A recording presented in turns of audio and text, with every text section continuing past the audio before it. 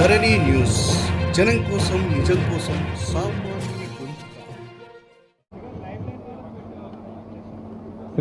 ఈరోజు చివరి రోజు ఎన్నికల ప్రచార కార్యక్రమంలో భాగంగా బండి సంజయ్ గారు వచ్చినటువంటి ఈ నేపథ్యంలో మన నల్లగొండ జిల్లాకు సంబంధించినటువంటి విలేకరులతోని పత్రికా మిత్రులతో అందరితోటి నేరుగా బీజేపీ రాష్ట్ర అధ్యక్షులు గౌరవ పార్లమెంట్ సభ్యులు ముఖాముఖిగా మాట్లాడడం కోసం అన్ని విషయాలు మాట్లాడడం కోసం మీ ముందుకు వచ్చారు. శ్రీ బండి సంజయ్ గారిని మాట్లాడాల్సిందిగా కోరుతున్నాను. శ్రీ బండి సంజయ్ గారు బీజేపీ రాష్ట్ర అధ్యక్షులు గౌరవ పార్లమెంట్ సభ్యులు.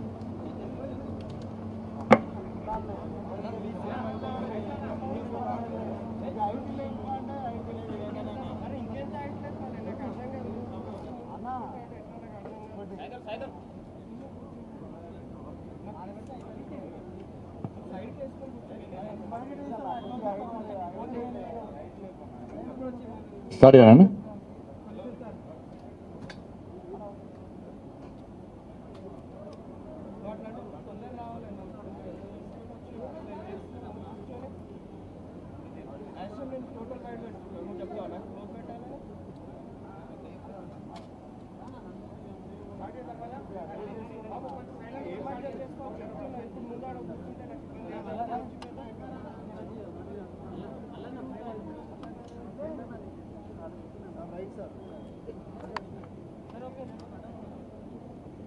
మీరు కలిసి ఉండాలన్నా. కేసీఆర్ చీలుస్తాడు, మీ అందరూ మిమ్మల్ని కూడా చీలుస్తాడే. సరేనా?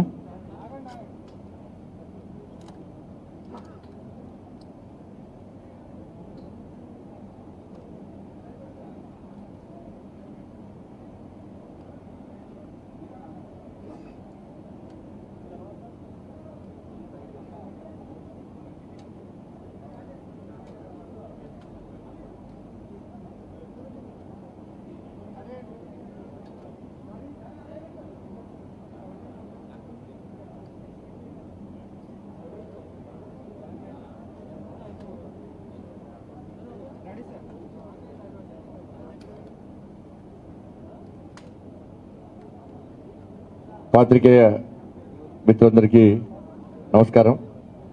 ముందుగా ఆలస్యమైనందుకు పెద్ద మనసుతో అర్థం చేసుకోవాల్సి ఉంటుంది. ఎందుకంటే ఆ రూట్ తిరగ కూడా ట్రాఫిక్ జామ్ అవ్వడం వలన అది తిరిగి వచ్చినాం. నాగార్జున సాగర్ బై ఎలక్షన్స్ విషయంలో భారతీయ జనతా పార్టీ అభ్యర్థిగా పోటీ చేస్తున్నటువంటి డాక్టర్ రవికుమార్ నాయక్ గారిని గెలిపించాలని చెప్పి కోరుతూ ఈ ప్రాంతంలో నాతో పాటు అనేక మంది సీనియర్ నాయకులు, ప్రజాప్రతినిధులందరూ కూడా ప్రచారం చేస్తున్న విషయం అందరికీ తెలిసిందే. ఈ ప్రచార క్రమంలో ప్రజల నుంచి విశేష స్పందన వస్తున్నది, అనూహ్య స్పందన వస్తున్నది. ఎక్కడ పోయినా ప్రజలు భారతీయ జనతా పార్టీని స్వాగతిస్తున్నారు, అభిమానిస్తున్నారు, ఆదరిస్తున్నారు, సహకరిస్తున్నారు, ఆశీర్వాదాలు అందజేస్తూ ఉన్నారు. ఒకవైపు టీఆర్ఎస్ పార్టీ, కాంగ్రెస్ పార్టీలు రెండు కూడా మద్యం ద్వారా, డబ్బులను పంచడం ద్వారా అప్రజాస్వామికంగా అక్రమ పద్ధతిలో అడ్డదారిలో గెలిచే ప్రయత్నం రెండు పార్టీలు చేస్తా ఉన్నాయి. భారతీయ జనతా పార్టీ మాత్రం ఈ ప్రాంతంలో ప్రజలెవరు కూడా గతంలో సర్పంచ్ ఎన్నికలు కానీ, జెడ్పీటీసీ ఎన్నికలు కానీ, ఎంపీటీసీ ఎన్నికలు కానీ, ఎంపీపీ ఎన్నికలు కానీ, మున్సిపల్ ఎన్నికలు కానీ, ఎమ్మెల్సీ ఎన్నికలు కానీ, ఎమ్మెల్యే ఎన్నికలు కానీ, ఎంపీ ఎన్నికలు కానీ ఎక్కడ కూడా పువ్వు గుర్తు కోటేలే. భారతీయ జనతా పార్టీని గెలిపించినప్పుడు కూడా, భారతీయ జనతా పార్టీకి ఓటు వేయనప్పుడు కూడా నిష్పక్షపాతంగా ఓట్లు, సీట్లు, నోట్లు ముఖ్యం కాదు, ఎన్నికలు ముఖ్యం కాదు. ప్రజలను కాపాడుకోవడం, ప్రజా సమస్యలను పరిష్కరించడం, వాళ్ళ సమస్యలను గుర్తించడం, వారికి సంక్షేమ పథకాలు అందించడం,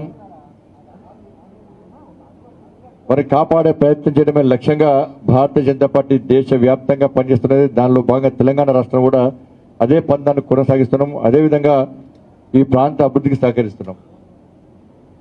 ఏ గ్రామానికి వెళ్ళినా ఏ మండలానికి వెళ్ళినా కూడా వాస్తవ విషయాలు ప్రజలకు వివరిస్తున్నాం.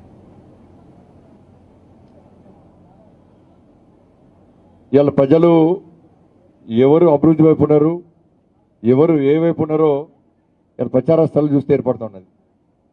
రాష్ట్ర ముఖ్యమంత్రి గారి యొక్క జూటా మాటలు నమ్మేటువంటి పరిస్థితుల్లో ప్రజలు నాగార్జునసాగర్ ప్రజలు లేరు.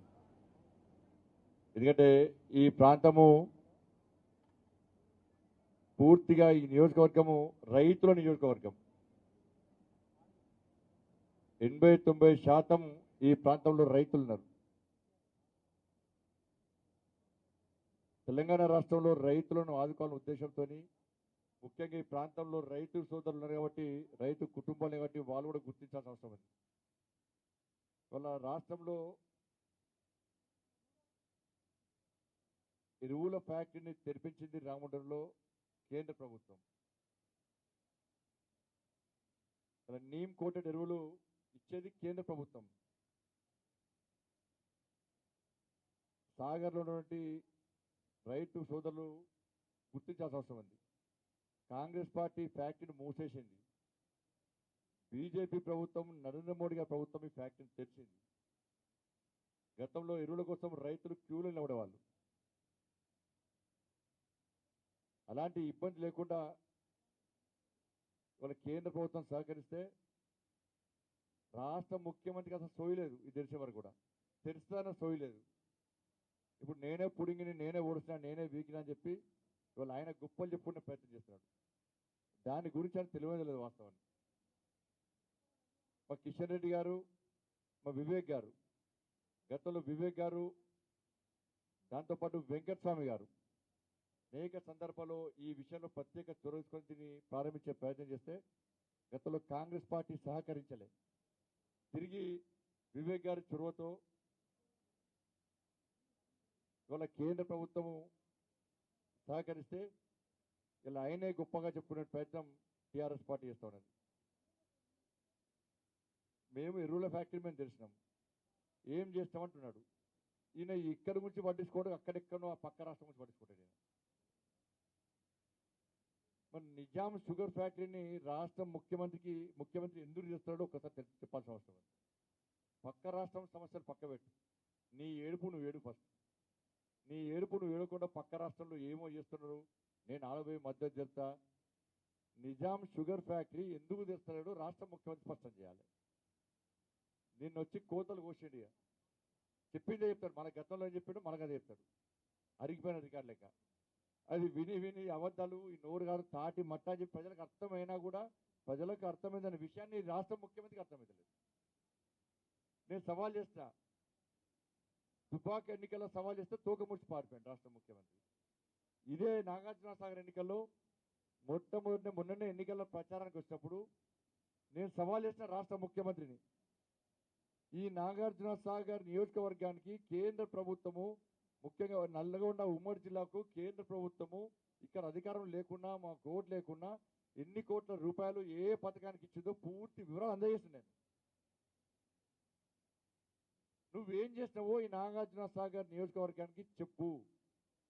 నేను చెప్పింది తప్పైతే నా మీద కేసు పెట్టు. నా సవాల్ను స్వీకరించని చెప్పి నేను సవాల్ విసురుడు రాష్ట్ర ముఖ్యమంత్రి స్పందించలేదు.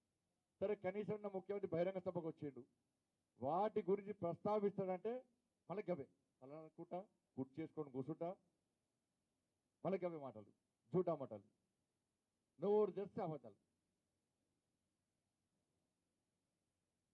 వాళ్ళ ఒక్కొక్క మండలానికి వాడిగా మేము ఏ నిధులు ఇస్తాం మొత్తం చెప్పాను. మేము వాళ్ళ గ్రామీణ ఉపాధి హామీ పథకానికి అనుమూల మండలానికి 20,66,00,000 రూపాయలు ఇచ్చినాం. మొక్కల పెంపకానికి 2,43,00,000 రూపాయలు ఇచ్చినాం.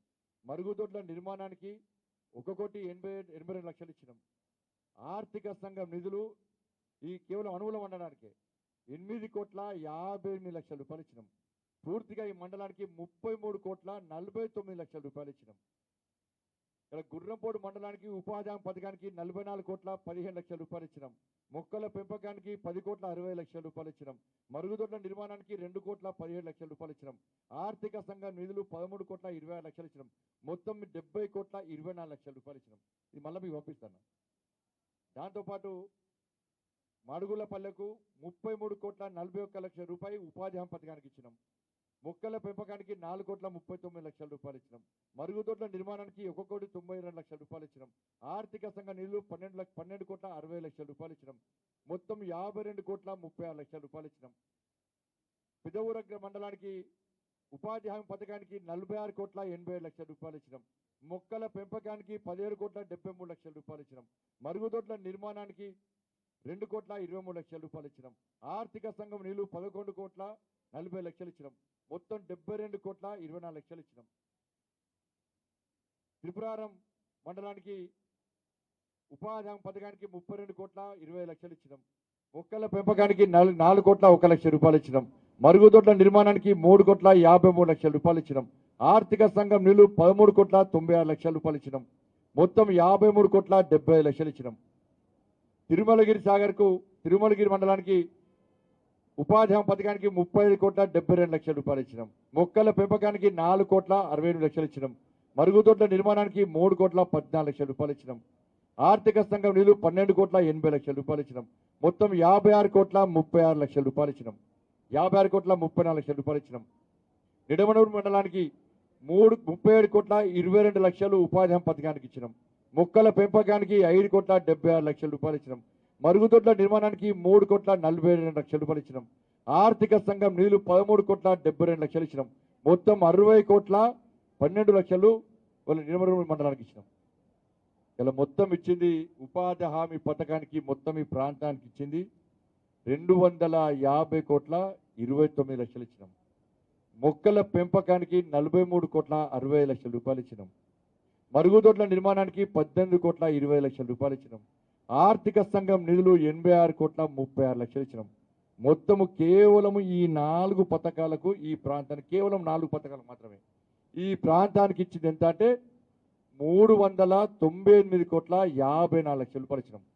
398,54,00,000 రూపాయలు ఈ ప్రాంతానికి కేవలం ఈ 4 పథకాలకు మాత్రమే ఇచ్చినాం.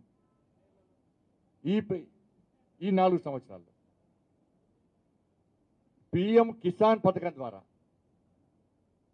కిసాన్ పథకం ద్వారా రైతులకు నాగార్జున సాగర్ నియోజకవర్గంలోని రైతులకు మాత్రమే 105,56,00,000 రూపాయలు ఇచ్చినాం. బియ్యము, డబుల్ బెడ్రూము ఇవన్నీ కలిస్తే ఈ ప్రాంతానికి మొత్తం పూర్తిగా ఇచ్చింది 618 కోట్ల రూపాయలు ఇచ్చింది దాదాపుగా ఈ ప్రాంతానికి. మరి డబుల్ బెడ్రూమ్లు ఏడవైనాయి, రుణమాఫీ ఏడవైంది, రేషన్ కార్డులు ఏడవైనాయి, ప్రాజెక్టులు ఏడవైనాయి, ఎస్టీ రిజర్వేషన్లు ఏడవైనాయి, పోడు భూముల సమస్య ఏడవైంది, దళితులకు 3 ఎకరాలు ఏడవైనాయి, యాదవుల గొర్రెలు ఏడవైనాయి, కులవృత్తులు ఏ విధంగా నాశనం చేస్తున్నారు. మరి ఎస్టీ రిజర్వేషన్ విషయంలో ఇలా 2017లో కేంద్ర గిరిజన వ్యవహారాల శాఖ క్లారిటీ ఇచ్చింది. తెలంగాణలో 9% తగ్గకుండా ఎస్టీలకు రిజర్వేషన్స్ పెంచుకోవచ్చు. 2017లో క్లారిటీ ఇచ్చింది, లిఖిత పూర్వకంగా ఇచ్చింది. అసలు 1986లో రాష్ట్ర ముఖ్యమంత్రిగా ఎన్టీఆర్ గారు ఉన్నప్పుడు ఒకటే ఒక జీవోతో ఎస్టీ రిజర్వేషన్లను 4% నుంచి 6% పెంచారు. మరి రాష్ట్ర ముఖ్యమంత్రికి ఏం పుట్టింది వాళ్ళ 10% ఇస్తాన్న రిజర్వేషన్లను ఎందుకు కేంద్రానికి పంపుతలేడు? నీకే పెంచుకునే అవకాశం ఉంటే కూడా ఎందుకు పెంచలేవు? వాళ్ళ మతపరమైన రిజర్వేషన్లతో ముస్లిం రిజర్వేషన్లతో దానికి జోడించి కేంద్రానికి పంపే ప్రయత్నం రాష్ట్ర ముఖ్యమంత్రి చేస్తున్నాడు. మేము క్లియర్గా చెప్పినాం, మతపరమైన రిజర్వేషన్లు రాజ్యాంగ విరుద్ధము, దానికి భారతీయ జనతా పార్టీ ఒప్పుకోదు. ప్రత్యేకంగా మీరు పంపండి. ఇంతవరకు రాష్ట్ర ముఖ్యమంత్రి పంపలేడు, ఇచ్చే ఆలోచన లేదు. కాబట్టి ఇప్పటికైనా రాష్ట్ర ముఖ్యమంత్రి చెప్పాల్సిన అవసరం ఉంది. నేను చెప్తాను అనుకున్నా, నిన్న బాబాసాహెబ్ అంబేద్కర్ జయంతి అని, నిన్న ఒక మహనీయుని జయంతి. కనీసం అక్కడ అంబేద్కర్ గారికి కనీసము నివాళులు అర్పించి వాళ్ళను తలుచుకొని స్మరించుకునే టైం ముఖ్యమంత్రికి లేదు.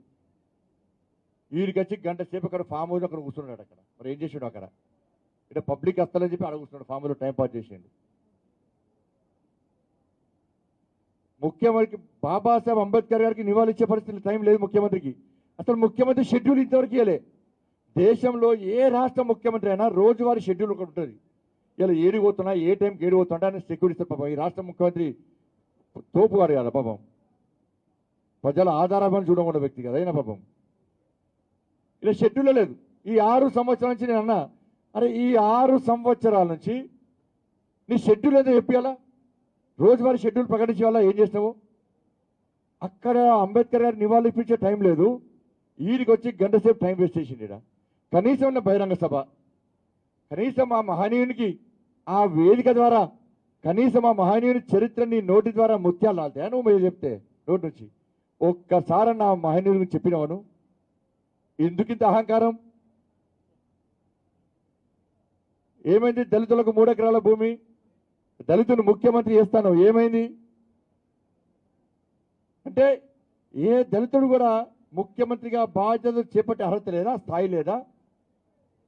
చేక ఉప ముఖ్యమంత్రి చేస్తేవి, అవినీతి ఆరోపణలు చేపెడితేవి, తీసేస్తేవి. నీకంటే అవినీతి పరులు దేశంలో ఎవరు ఉన్నారా? నువ్వేమో రాజ్యాధికారంలో వెళ్తావు. నువ్వు అవినీతి పరునువేనా? లక్షల కోట్లు అడ్డదారిలో గుంటనక్క లెక్క గడించినా కూడా నువ్వు నిజాతి పరుని. చెయ్యని తప్పుడు దళితుల మీద రూపి ఇవాళ ఉప ముఖ్యమంత్రి కూడా స్థాయి లేదని చెప్పి ఇలా దళితులు అవమానపరిచే రాష్ట్ర ముఖ్యమంత్రి చేస్తా ఉన్నాడు. మరి ఆ పార్టీలో నుండి ప్రజాప్రతినిధులు సిగ్గుతో తల వంచుకోవాలి. ఎందుకు అడుగుతలేరు? మీ ముఖ్యమంత్రి ఎందుకు అడుగుతలేరు? అరే మా ఈ రాజ్యాంగ నిర్మాత, మనందరూ స్ఫూర్తి ప్రదాత, అటువంటి మహనీయునికి నువ్వు గడిలోకెళ్ళి బయటికి వెళ్ళి ఎందుకు నివాళులు అర్పిస్తలేవు? ఎందుకు తలుస్తలేవు? ఎందుకు కొలుస్తలేవు? ఎందుకు సమాజానికి ఒక సందేశాన్ని ఇస్తలేవు అని చెప్పి ఆ పార్టీ నాయకులు ఎందుకు ప్రశ్నిస్తలేరు? ప్రశ్నించకపోవడానికి కారణమైంది జ్యోతిరావు పూలే, బీసీల ఆరాధ్యమైన జ్యోతిరావు పూలే జయంతిని రాష్ట్ర ముఖ్యమంత్రి ఎందుకు వస్తలేడు? సంఘాల నాయకులు ఏడవేరు, ఎందుకు ప్రశ్నిస్తలేరు? ఎందుకు భయపడుతున్నారు?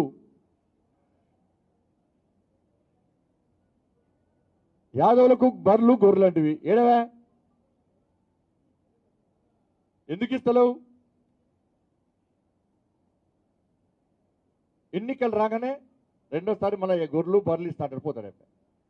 ఇవాళ ఒక్కొక్క యాదవుడు ఇవాళ ఈ తెలంగాణ రాష్ట్రంలో 31,000 రూపాయలు కట్టింది రాష్ట్ర ముఖ్యమంత్రికి. 31,000 రూపాయలు కట్టి 3 సంవత్సరాలు ఇప్పటికి ఇగ ఇస్తా అగ ఇస్తా అని చెప్పి ఒక్కరికి ఇస్తలేడు. ఇచ్చిన వాటి కూడా పెద్ద స్కామ్ అది చెప్తే అది కూడా బయటపడుతుంది త్వరలో. ఇలా చాలా మంది యాదవులు పరిశీలిస్తున్నారు. నా 3 సంవత్సరాల 31,000 రూపాయలు కట్టినాం, మాకు గొర్రెలు ఇస్తలేడు. ఈ 3 సంవత్సరాల మిత్తే 27,000 అయిందట.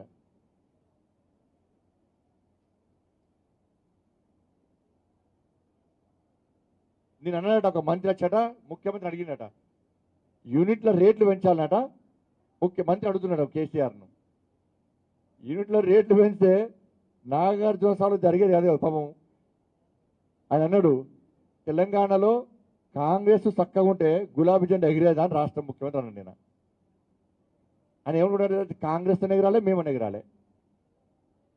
ఈయన అన్ని ప్రభుత్వ హయాంలో ఈయన మంత్రే, కాంగ్రెస్ పార్టీ హయాంలో ఉన్నాడు, టీడీపీ హయాంలో ఉన్నాడు, ఈయన మంత్రే. ఇలా 11 మంది కాంగ్రెస్ వాళ్ళు గెలిచారు, మళ్ళీ అడిగిపోయారు. మనకి ఆడికే చేసుకున్నాను. ఇలా గొర్రెల యూనిట్ల రేట్లు పెంచడం కాదు, ఇక్కడ నాగార్జున సాగర్ నుంచి మళ్ళీ కాంగ్రెస్ వాళ్ళు ఇక గొర్రెలకి ఎట్లా పోతారో దానికి రేట్లు పెంచమని పడిగింది పాపం. గొర్రెల రేట్లు కాదు, మళ్ళీ ఓడానికి నాగార్జున సాగర్ నుంచి నల్గొండ జిల్లా నుంచి మరి ఎవరు పోతారు, ఎవరు సిద్ధంగా ఉన్నారో వాళ్ళ రేట్లు పెంచమని అడిగిన వచ్చు రాష్ట్ర ఈ మంత్రి. ముఖ్యమంత్రి ఏమో యూనిట్ల రేట్లు పెంచుతా అంటున్నాడు. ఇవాళ టన్నెల్ విషయంలో కూడా ఇక్కడ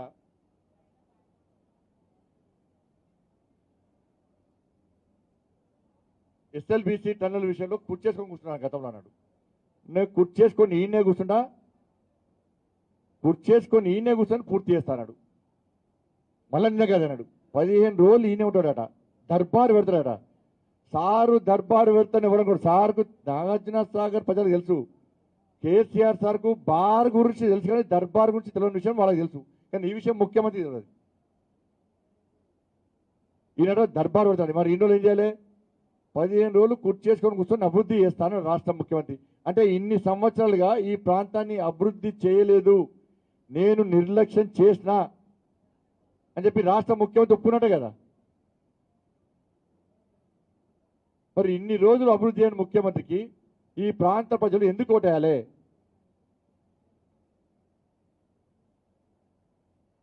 వాళ్ళ నాగార్జున సాగర్ నీళ్ళ కోసం అట ఈయన మొత్తుకున్నాడట. మరి ఏడో మొత్తుకున్నాడో, ఇప్పుడు సోయిని మొత్తుకున్నాడో, సెవు లేక మొత్తుకున్నాడో. ఇప్పుడు మాత్రం అప్పుడే మొత్తుకున్నాడు. మరి ఇప్పుడు మాత్రం పక్క రాష్ట్ర పోలు శ్రీశైలం ప్రాజెక్టు లిఫ్ట్ పెట్టి పోతిరెడ్డిపాడు కెపాసిటీ పెంచి కృష్ణానదిని ఖాళీ చేస్తున్నప్పుడు కూడా రాష్ట్ర ముఖ్యమంత్రి సోయలేకున్నాడు. లెటర్ రాసింది మేమే, దాన్ని అడ్డుకునేది మేమే. రాష్ట్ర ముఖ్యమంత్రి ఒక్క మాట మాట్లాడలే. ఆ రాష్ట్ర ముఖ్యమంత్రి, ఈ రాష్ట్ర ముఖ్యమంత్రి నీళ్ల పేరుతో దోసుకుంటారు తప్ప ఒక్క చుక్క నీరు కూడా ఈ రాష్ట్రానికి ఇచ్చే ప్రయత్నం చేస్తలేరు.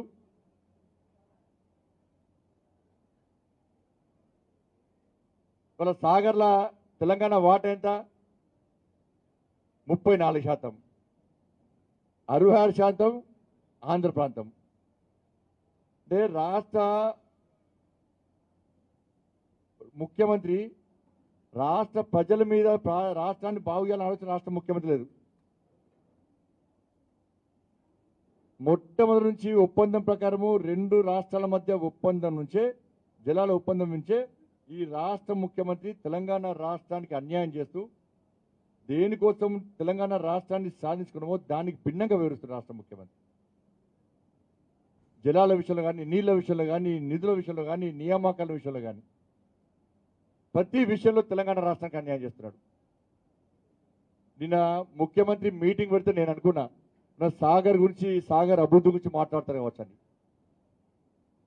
లవ్ ఫెయిల్యూర్ అన్న దేవదాసు అవతారం ఎత్తున్న రాష్ట్ర ముఖ్యమంత్రి ఉర్దూలో షహరీలు చెప్పిండి పీకినా. ఈద్గా చాంద్ అంటారు తెలుసా అన్న మీకు? ఈద్గా చాంద్ రంజాన్ అప్పుడు వస్తుంది, ఎప్పుడు వస్తుందో తెలియదు, అది ఎదురు దానికోసం. మన ముఖ్యమంత్రి ఈద్గా చాందే, ఎప్పుడు వస్తాడో ఎప్పుడు పోతాడో తెలియదు. మనకి పవిత్రమైన రోజు రంజాన్ మాసం స్టార్ట్ అయింది, పవిత్రమైన రోజు ఆయనకు రంజాన్ మాసం. నేను ఒక గంట సేపు ఉంటాడు అనుకున్నా, గంట సేపు ఆడ కూర్చున్నాడు, గంట సేపు వేదిక మీద మాట్లాడుతూ 20 నిమిషాలు మాట్లాడండి. పాపం పౌరుషం ఏంది? ఇక అనుకున్న రాష్ట్రం 20 నిమిషాలు మాట్లాడంటే మరి ఫామ్ హౌస్ ఇఫ్తార్ విందులు ఇస్తున్నారు, పవిత్ర మాసం కదా, ఇఫ్తార్ విందుకి ఇస్తున్న వచ్చండి అనుకున్నాను. అందుకే వినట్టు రాష్ట్ర ముఖ్యమంత్రి ఈద్గా చాంద్ కదా. టింగు టింగు అంటుందట. అడుగుతాను, ప్రజలు అడుగుతాను ఏమంటే మీకు టింగు టింగు అని మెసేజ్ వస్తున్నాయి రైతు బంధు అని చెప్పి. నేను ఇదే ప్రజలు అడుగుతున్నా, మీకు టింగు టింగు అని చెప్పి నిరుద్యోగ వృత్తి మీకు వస్తుందా, మెసేజ్ వస్తుందా? టింగు టింగు అని చెప్పి నోటిఫికేషన్లు వస్తున్నాయా? టింగు టింగు అని చెప్పి రైతు రుణమాఫీ మీ అకౌంట్లో పడ్డట్టు మీకు ఏమైనా వస్తుందా? టింగు టింగు అని చెప్పి మీకు 3 ఎకరాల భూమి ఇచ్చినట్టు మీకు సమాచారం వస్తుందా? టింగు టింగు అని చెప్పి మీకు ఎస్టీ రిజర్వేషన్ను అమలు చేస్తా అని చెప్పి అమలు చేస్తుంటే మనం వచ్చిందా?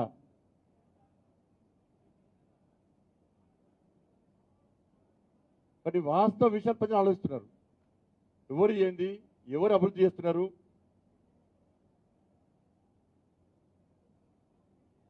కాబట్టి రాష్ట్ర ముఖ్యమంత్రి వాస్తవాలను వివరించే ప్రయత్నం చేయాలి.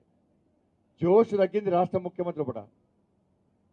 ప్రజలు నేను నవ్వుకున్నా, నేను ముఖ్యమంత్రి ఏం చెప్తాడో ఏం చేస్తాడో అని చెప్పి వద్దాం అనుకున్న ముఖ్యమంత్రి ఏం చెప్పలే,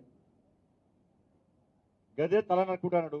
గత బహిరంగ సభలో 15 రోజులు వారం రోజుల పాటు పోడు భూముల సమస్య పరిష్కరిస్తా పట్టాలు ఇస్తా అన్నాడు. ఏమే పోడు భూముల సమస్య? అసలు పోడు భూముల సమస్యకు నువ్వే కారణం కదా. పక్క దేశ బోళ్ళు పక్క రాష్ట్ర బోళ్ళు కారణమా పోడు భూములకు? నువ్వు ఈ రాష్ట్రం ముఖ్యమంత్రివే కదా, నువ్వే సమస్య సృష్టిస్తున్నావు. పోడు భూముల సమస్యకు నువ్వే కారణం. ఫారెస్ట్ అధికారులు పంపించింది నువ్వే.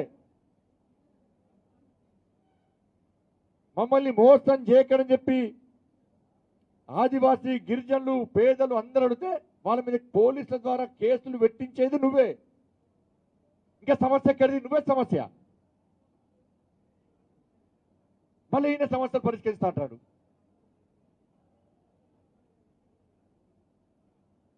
ఎందుకు సమస్య పరిష్కరిస్తలేవు? మొన్న చెప్తావు కదా, ఆడబోతాడు వరంగల్ పోతాడు కుర్చేసుకొని కూర్చుంటా డబుల్ బెడ్రూమ్ కట్టిస్తాక గుర్రంకి వస్తారా అంటాడు. గొర్రె పిల్లం కోసం దవా తీస్తారా అంటాడు. ఊరించుకుంటా మాట పెడుతున్నాడు. ఊరించుకుంటా మాట చెప్తే నమ్మిస్తాడు. నెంబర్ 1 చూటా మాటల్లో నాకు ఆస్కారం వడియాలి. నాకు నోరు చేస్తా వద్దాలే ఆస్కారం వడ దానికన్నా పెద్దవాడు ఉంటే నాకు తెలియదు. అవార్డు పెద్దవాడు వేయాలి నాకు. మరి ఆయన ముఖ్యమంత్రి నన్ను చూసి ప్రజలు నవ్వుకుంటున్నారు. నేను చెప్పే అబద్ధాలను ప్రజలు గుర్తిస్తున్నారు. చెప్పిందే చెప్పి మోసం చేస్తున్నా. కనీసం ఒక ఇంగిత జ్ఞానం రాష్ట్ర ముఖ్యమంత్రికి లేదు. ఏడవైనా గుర్తు చేసుకొని కూర్చుంటా అంటాడు, తల నరుక్కుంటా అంటాడు. మా బాబు అని ఎప్పుడు ఇంతకుముందు 100% అంటాడు, బ్రహ్మాండం అంటాడు, అద్భుతం అంటాడు. ప్రపంచంలో మన యూరియా అందరికి ఇస్తాడు. కేసీఆర్ పుట్టింటే అద్భుతాలు సృష్టించడానికి కావచ్చు అన్నాడు. మరి ఎన్ని కుటుంబాలకు ఇచ్చినావు? ఎన్ని రైతు కుటుంబాలకు ఇచ్చినావు? అన్న ఈ తెలంగాణ రాష్ట్రంలో అకాల వర్షాల వల్ల వడగళ్ల వాన వల్ల అనేక ప్రాంతాల్లో రైతులు ఇబ్బంది పడ్డాడు. పంటలు వేనై, పశువులు వేనై, పొలాలు వేనై, ఇండ్లు వేనై, చాలా మంది రైతులు చనిపోయారు, రైతులు ఆత్మహత్య చేసుకున్నారు. ఏ ఒక్క రైతు కుటుంబాన్ని ఈయన పాలనలో ఏ ఒక్క రైతు కుటుంబాన్ని ఆదుకున్న దాఖలాలు లేవు. ఏ ఒక్క రైతు కుటుంబానికి నష్టపరిహారించే దాఖలాలు లేవు. ఒక్కసారి కూడా మేము ఆందోళన చేస్తే మళ్ళీ కమిటీలు అంటాడు, సర్వేలు అంటాడు, కాలయాపన వేస్తాడు, మళ్ళీ టైం పాస్ చేస్తాడు. మళ్ళీ రైతులు యథాతిథిగా మళ్ళీ పంట వేసుకుంటారు, మళ్ళీ నష్టపోతారు. మళ్ళీ సునీల్ నాయక్ చనిపోయిన ఆత్మహత్య చేసుకున్నాడు. సునీల్ నాయక్ ఆత్మహత్య చేసుకున్నాడు. మరి వేదిక ద్వారా రాష్ట్ర ముఖ్యమంత్రి చెప్పాలా లేదా? ఇదే నాగార్జున సాగర్లో ప్రైవేట్ టీచర్ల దంపతులు ఆత్మహత్య చేసుకున్నారు. ఇదే తెలంగాణలో పోడు భూములకు సంబంధించి ఒక మహిళ విషం తాగి ఆత్మహత్య చేసుకున్నది. ఇదే పోడు భూములకు సంబంధించి గిరిజనులు చాలా మంది ఆత్మహత్య చేసుకున్నారు. ఇదే తెలంగాణ రాష్ట్రంలో విద్యార్థులు ఆత్మహత్య చేసుకున్నారు. ఇదే ప్రాంతంలో ఇదే జిల్లాలో ఇదే రాష్ట్రంలో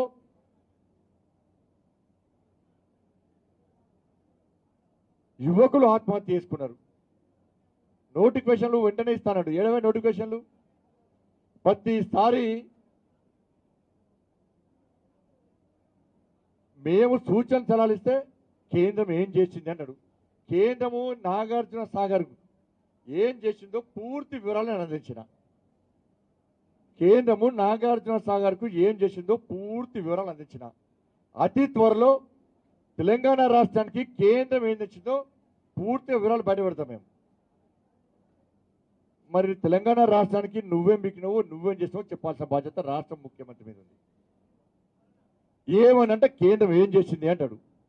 అన్ని కేంద్రం ఏం చేశాక నువ్వు తెలంగాణ రాష్ట్రానికి ముఖ్యమంత్రి ఎందుకు?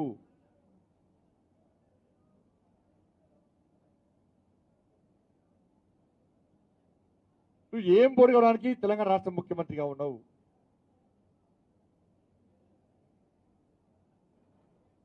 కనీసం ప్రజలకు ఆపదొస్తే, ప్రజలు కష్టాల్లో ఉంటే, ప్రజలు సమస్యలతో తలెళ్తుంటే నేనున్నా అని చెప్పి ఒక భరోసా నింపి, ఒక ఆత్మస్థైర్యం నింపేటువంటి ఆలోచన లేని ఒక దౌర్భాగ్యపు వ్యక్తి తెలంగాణ రాష్ట్ర ముఖ్యమంత్రిగా ఉండడం నిజంగా తెలంగాణ రాష్ట్ర ప్రజల దౌర్భాగ్యమే. ఇంతమంది అమరవీరుల బలిదానం వల్ల తెలంగాణ రాష్ట్రాన్ని ఏర్పాటు చేసుకుంటే ఒక కుటుంబం పాలైంది తెలంగాణ రాష్ట్రం. నీళ్లు మొత్తం కాళేశ్వరం నుంచి ఫామ్ హౌస్ పోతున్నాయి. నిధులన్నీ కేంద్రం ఇచ్చే నిధులు మొత్తం దారి మళ్లిస్తున్నారు. నియామకాలన్నీ కూడా కుటుంబానికే. ఇప్పుడు ఆక్సిజన్ లేక కరోనా వల్ల ప్రజలు ఇబ్బంది పడుతున్నారు. షార్టేజ్ అయిపోయింది. బెడ్స్ దొరకలేవు కరోనా వల్ల, కోవిడ్ వల్ల పేద ప్రజలు ఇబ్బంది పడుతున్నారు.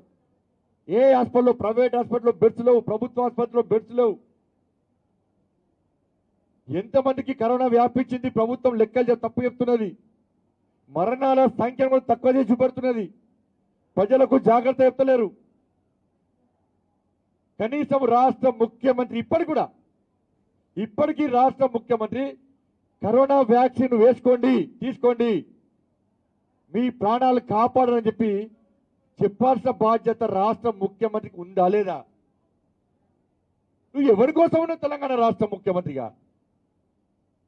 నీకు కనీసం బాధ్యత లేదా? నీకు రాష్ట్ర ముఖ్యమంత్రిగా ప్రజలు ఇబ్బంది పడుతున్నది కోరి కరోనా వల్ల ముత్యాలు అన్ని నోటి నుంచి మాట్లాడితే కరోనా వ్యాక్సిన్ వాడు తీసుకోండి, వేసుకోండి, మీ ప్రాణాలు కాపాడని చెప్పి ఒక్కసారన్నా రాష్ట్ర ముఖ్యమంత్రి అలా ప్రజలు పిలుపునిచ్చిండా?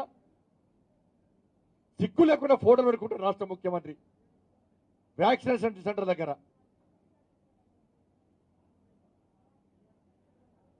ఎందుకు స్పందిస్తలేవు? ప్రజలు ఇబ్బంది పడుతున్నారు తెలంగాణ రాష్ట్రంలో కరోనా వల్ల. ఇబ్బందులు ఏంటంటే కనీస సమీక్ష జరపవాను,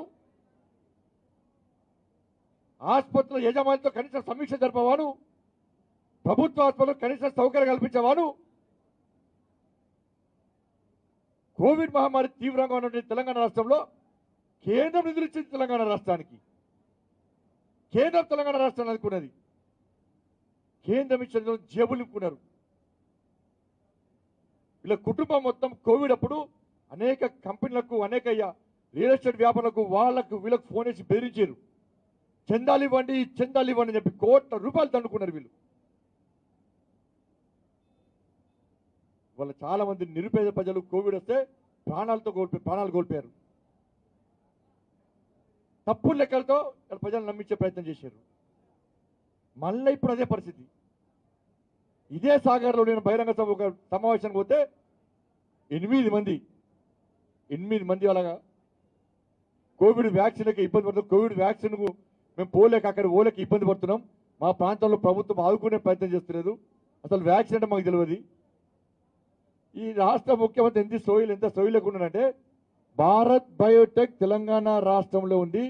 భారత్ బయోటెక్లో తెలంగాణ వ్యాక్సిన్ తయారు చేస్తున్న విషయాన్ని ప్రియతమ ప్రధాని మోడీ గారు తెలంగాణ రాష్ట్రానికి వచ్చి భారత్ బయోటెక్ పోయే వరకు కూడా రాష్ట్ర ముఖ్యమంత్రికి సోయలేదు. కనీసం పోయి చూడాలి కదా, కనీసం పోయి చూడలే. పోతే మళ్ళీ మోడీ గారి పేరు వస్తుంది. అరే వ్యాక్సిన్ వేసుకోండి అని చెప్పి తీసుకోండి అని చెప్తే కూడా మోడీ గారికి పేరు వస్తుందని చెప్పి దాన్ని కూడా రాజకీయ కోణంతో చూసే దౌర్భాగ్యపు ముఖ్యమంత్రి తెలంగాణ రాష్ట్రంలో వచ్చినట్టే ఇంతకన్నా నీచమైన విషయం కూడా కాదు. అందుకే ఈ ప్రాంతంలో కాంగ్రెస్ పార్టీ జానారెడ్డి గారు మా పార్టీ సంస్కారం ఉన్న పార్టీ. నేను ఆయన అంటాడు, ఎవడీ బండి సంజయ్ అంటే ఎవడీ బండి సంజయ్ అని వాళ్ళే అంటారు. మళ్ళీ మేమే బూతులు తిరుగుతున్నామంటారు. బూతుల పార్టీ టీఆర్ఎస్ పార్టీ. బూతులు తిట్టే విషయంలో ఆస్కార్ అవార్డు కాదు, ప్రపంచం కంటే ఇంకా పెద్ద అవార్డు ఉంటే మీ అయ్యకు నీకే ఇయ్యాలి అవార్డు. పోలీసు వాళ్ళను బూతులు తిట్టింది ఎవడు? దుబాయ్లో కష్టపడి ఇక్కడ నువ్వు ఉద్యోగాలు ఇవ్వకుంటేనే కదా. మనకెందుకు దుబాయ్లో పోవాలి, మస్కట్లు ఎందుకు పోవాలి? మన బతుకు మనం బతకాలి. మన బతుకులు బాగుపడాలంటే తెలంగాణ రాష్ట్రం కావాలని చెప్పి నువ్వు పిలుపునిస్తే దుబాయ్లో అనేక మంది సోదరులు అందరూ కూడా చందాలు వేసి నీకు చందాలు ఇస్తే పొట్టు చందాలు చంపివి తెలంగాణ ఉద్యమ సమయంలో. తెలంగాణ రాష్ట్రం వచ్చినాక నువ్వు నోటిఫికేషన్ ఇవ్వక ఉపాధి కల్పించకుండా ఉద్యోగం లేకుంటే మళ్ళీ గదే పరిస్థితి. దుబాయ్ ఎవరు పోతారన్న దుబాయ్కి కుటుంబాన్ని పోషించుకోలేక ఇంట్లో ఎకరమో 2 ఎకరాలు ఉండి ఆ 2 ఎకరాలు అమ్ముకొని ఇలా దుబాయ్ పోయి కూలీనాలు చేసుకుంటే కనీసం కుటుంబాన్ని పోషించుకుంటామని చెప్పి దుబాయ్ ఒక ఉద్యోగాలు రాకుంటే అక్కడ కూడా పస్తులుండి ఇబ్బంది పడుతున్నారు. ఇక్కడ అప్పులు చేస్తున్నారు, ఉన్న పంట పొలాలు అమ్ముకుంటున్నారు, ఆస్తులు అమ్ముకుంటున్నారు. ఆడికి పోయినక్కడ ఉద్యోగాలు రాకుంటే ఆడ కూడా పస్తుండి అక్కడ కూడా అప్పుడప్పుడు అవుతున్నారు. వాళ్ళని కూడా నువ్వు బూతులు తిడుతుంది. తిట్టింది మీ అయ్యనే తిట్టిండు, మళ్ళీ బండి సంజయ్ తిట్టిండు అంటాడు. చూపెట్టినాకైనా బూతులు తిట్టినా చూపెట్టినా మరి నువ్వు తిట్టింది మొత్తం చూపెడతా, నేను మీ అయ్య తిట్టింది మొత్తం చూపెడతా. కేసీఆర్ లేకుంటే బండి సంజయ్ రాష్ట్ర అధ్యక్షుడు అయ్యేవాడా? అసలు మీ అయ్య రాష్ట్ర ముఖ్యమంత్రి కాకపోతుండే బీజేపీ లేకుంటే. తెలంగాణ ఆడబిడ్డ అని మీ అయ్యనే అన్నాడు సుష్మా స్వరాజ్ గారిని. తెలంగాణ దేవత అని మీ అయ్యనే అన్నాడు సుష్మా స్వరాజ్ను. సుష్మా స్వరాజ్ గారు పార్లమెంట్లో, భారతీయ జనతా పార్టీ పార్లమెంట్లో తెలంగాణ బిల్లుకు మద్దతు తెలపకుంటే నీ అయ్య ముఖ్యమంత్రి అయ్యేవాడు కాదు, నువ్వు మంత్రి అయ్యేవాడిని కాదు. అమెరికాలో చప్రాసి నౌకరీ చేసుకునేవాడివి నువ్వు. ఏమన్నాడు నీ అయ్యా? నా పిల్లలు లేరు, నా పిల్లలు అమెరికాలో స్థిరపడ్డారు, నేను నా ముసల్ది, నాకు కుటుంబం ఏం లేదు, తెలంగాణ రాష్ట్రమే ముఖ్యం అని నీతులు వస్తే కదా మీ అయ్యా, నీతులు వలకే కదా. మరి కుటుంబం ఎట్లా వచ్చి పడ్డదిరా?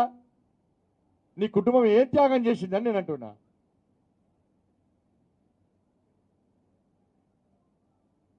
వాళ్ళ ఖమ్మంలో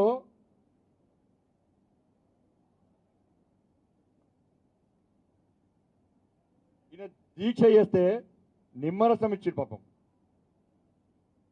పాపాలాల్, డాక్టర్ పాపాలాల్ ఆయన మేరీ చేస్తాడు పాపం. తర్వాత మళ్ళా మోసం చేసిండు. ఆయన ఫోటో ఉన్నది పాపం. ఆయన ఈయన దీక్ష విరమించాడు, దొంగ దీక్ష విరమించాడు. ఉస్మాన్ యూనివర్సిటీలో విద్యార్థులు శివయాత్రలు చేస్తే మళ్ళీ దీక్ష చేస్తాడు. మా విజయవాడ మొత్తం చెప్తాడు. మా విజయవాడకు మా వివేకానంద మొత్తం చరిత్ర తెలుసు, కేసీఆర్ చరిత్ర మొత్తం తెలుసు. మా విజయశాంతి అక్క పార్లమెంట్లో బిల్లు పెడుతుంటే దాని మద్దతు తెలిపి బిల్లు పెట్టకుంటే పోడియం దగ్గరికి పోయి అడ్డుకున్నది. మరి కేసీఆర్ సార్ ఏడవేండు? పార్లమెంట్లో బిల్లు పెడుతున్నప్పుడు ఆమోదింపజేసినప్పుడు కనీసం ఈ రాష్ట్ర ముఖ్యమంత్రి అప్పుడు పార్లమెంట్కి వచ్చిండా? తెలంగాణ రాష్ట్ర ముఖ్యమంత్రిగా నువ్వు ఏ విధంగా ముఖ్యమంత్రి పదవి చేపడతావు? మళ్ళీ నేనే ఓడుతున్నా, నేనే చేస్తేనే, నేను దీక్షలు చేస్తేనే ఇది చావు, ఇది చావు నోట్లో తలకావిటాడా? డైలాగులు మాత్రం సినిమా డైలాగులే. నటించాడు, జీవిస్తాడు, భారీ డైలాగులు కొడతాడు. ఇక అయిపోయింది, డైలాగులో మర్చిపోయిపోయింది. ఇన్ని రోజులు బిస్కెట్లు వేస్తున్నా ప్రజలు నమ్ముతున్నాడు. ఇప్పుడు ప్రజలే బిస్కెట్లు వేస్తారు ఆయనకు. ఆ విషయాన్ని గుర్తిస్తలేడు.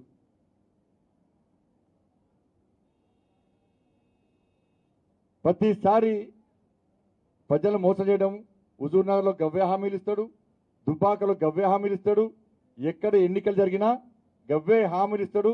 కుర్చీ చేసుకొని కూర్చుంటా, తలనెక్కుంటా, 100కు 100% అంటాడు. 15 రోజులు వచ్చి కూర్చుంటా అంటాడు. ఇవి తప్ప ఆయన చేసింది లేదు, పెట్టింది లేదు. కాంగ్రెస్ పార్టీ జానారెడ్డి గారు అంటే గౌరవం మాకు. ఆయన వయస్సు గౌరవం ఇస్తాం, ఆయన గౌరవం ఇస్తాం.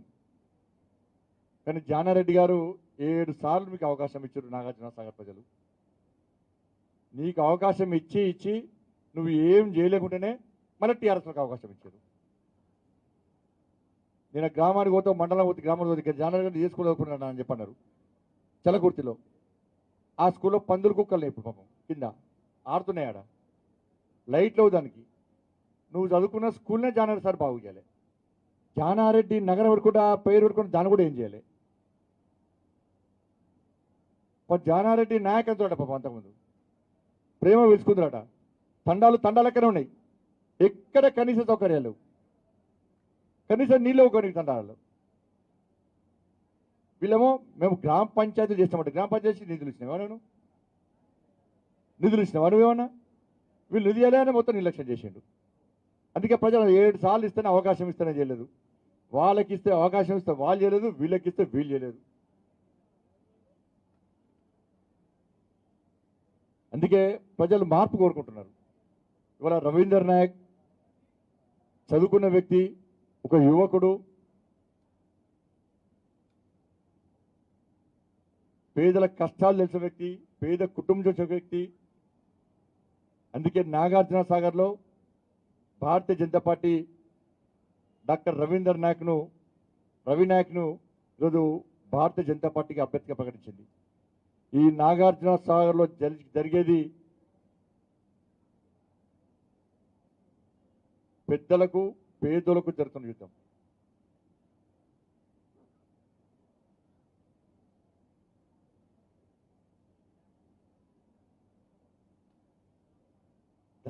ధర్మరక్షకులకు అధర్మీయులకు జరుగుతున్న యుద్ధం ఇది. డబ్బు ద్వారా మద్యం ద్వారా రెండు పార్టీలు వస్తుంటే ప్రజాస్వామ్యబద్ధంగా భారతీయ జనతా పార్టీ వస్తున్నది. అందుకే ప్రజలకు అప్పీల్ చేస్తా ఉన్నాం మేము, దయచేసి వాస్తవ విషయాలు గ్రహించండి. ఈ ప్రాంతంలో మీరు గతంలో మాకు ఓటు వేయకుండా మీకు సంక్షేమ పథకాలు ఇచ్చినాం, నిధులు ఇచ్చినాం.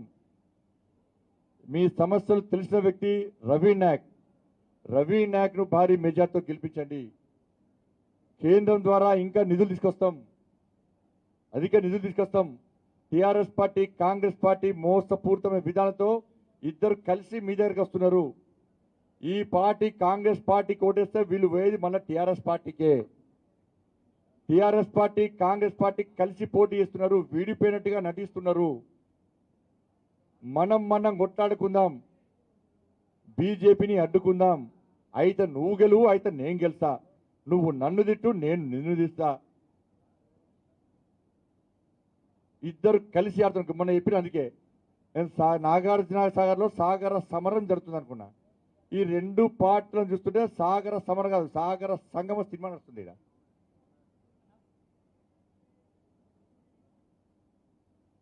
మీకు సినిమా చూపడుతున్నారు. వీరు సినిమాలో వీళ్ళు నటిస్తున్నారు, జీవిస్తున్నారు నటనలో. కానీ వాస్తవ విషయాలు గ్రహించండి. భారతీయ జనతా పార్టీకి ఈ ఎన్నికలో అవకాశం ఇవ్వాల్సిందిగా మీ అందరి కోరుకుంటూ, 17వ తారీఖు నాడు పోలింగ్ ఉంది. డబ్బులు పక్కా తీసుకోండి. కేంద్రం ఇచ్చే నిధులను దారి మళ్లించిన వీళ్ళు పక్కా డబ్బులు తీసుకోండి. నాకు నాగార్జున సాగర్ ప్రజల మీద విశ్వాసం, నమ్మకం ఉంది. నాగార్జున సాగర్ ప్రజల్లో నియత ఉన్నది, నిజాయితీ ఉంది, నిబద్ధత ఉంది.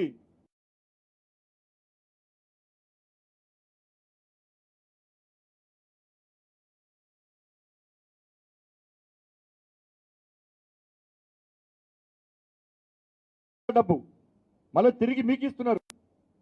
కానీ ఓటు మాత్రం దయచేసి అమ్ముకోకండి. అమ్ముకోరని మాకు తెలుసు. నిజాయితీ ఓటేయండి.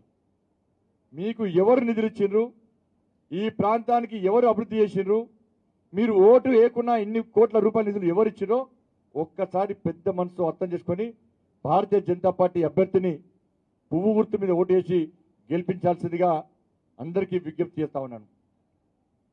దీనికి సంబంధించిన కూడా ఒక విషయం చెప్పచ్చు కదా. ఇప్పుడే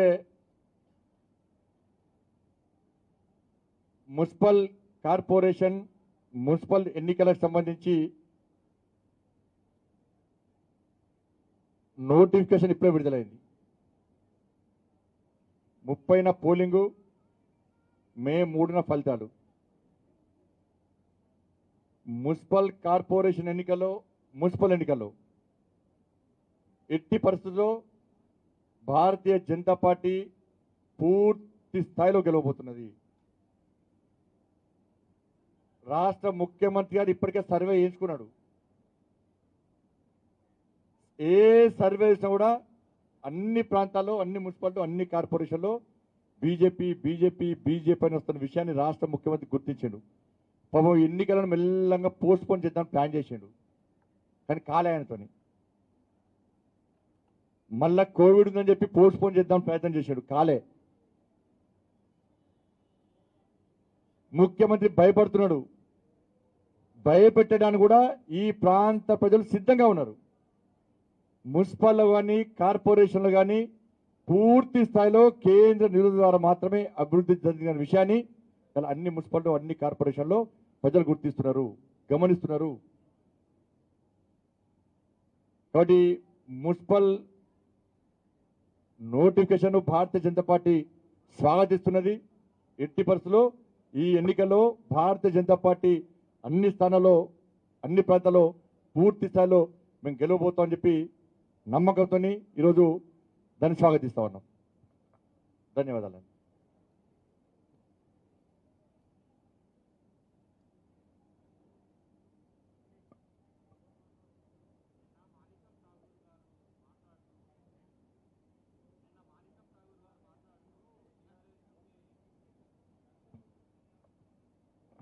నిన్న నల్గొండలో మాణిక్యం ఠాగూర్ గారు మాట్లాడుతూ ఢిల్లీలో టీఆర్ఎస్కి బీజేపీకి మంచి అవగాహన ఉంది, అందువల్లే క్యాండిడేట్ డిక్లరేషన్ వాళ్ళు లేట్గా చేశారు, వాళ్ళు రెండు కలిసి పోటీ చేస్తున్నాయని చెప్పి మాట్లాడారు. దాని మీద